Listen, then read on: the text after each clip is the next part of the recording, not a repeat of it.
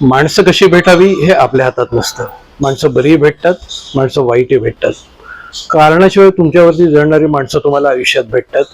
तुमच्या कामात खोडा घालणारी, तुमचं बरं न बघवणारी माणसं भेटतात. पण त्याचबरोबर विश्वास ठेवा, तुमच्यावरती प्रेम करणारी माणसं जगात असतात. तुम्हाला सपोर्ट करणारी माणसं जगात असतात. परिस्थिती कधी फेवरेबल असते, परिस्थिती कधी विपरीत असते, पण आपण पुढे जायचं. आपण अत्तराचे दिवे लावत जायचे. कधीतरी बसायचं आणि आपण हा प्रश्न आपल्याला विचारायचा की आपण कशासाठी जगात आलोय. माणसं दोन कारणासाठी जगात येतात. एक कर्म फेडण्यासाठी आणि दुसरी कार्य करण्यासाठी. ज्या क्षणी तुम्हाला या प्रश्नाचं उत्तर सापडेल त्या क्षणी तुमच्या विचारसरणीत आमूलाग्र बदल घडून येईल. आणि ज्या क्षणी तुमच्या विचारसरणीत बदल घडून येईल त्या क्षणी तुमच्या कृतीत बदल घडून येईल. ही आनंद यात्रा कुठच्या तरी मुक्कामावर संपेल.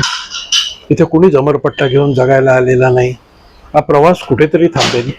जेव्हा केव्हा आपण या जगाचा निरोप घेऊ तेव्हा लोक चुकचुकले पाहिजेत, लोक हळहळले पाहिजेत आणि त्यांनी असं म्हटलं पाहिजे की हा माणूस अजून जगायला हवा होता, कारण तो जगायला हवा होता.